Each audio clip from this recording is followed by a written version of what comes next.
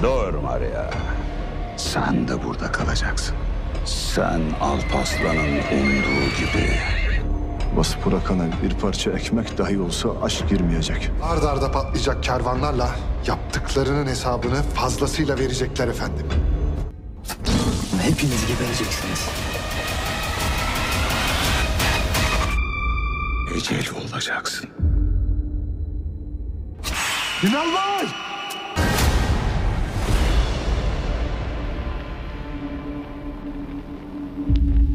Uzatın zalime keskin olsun.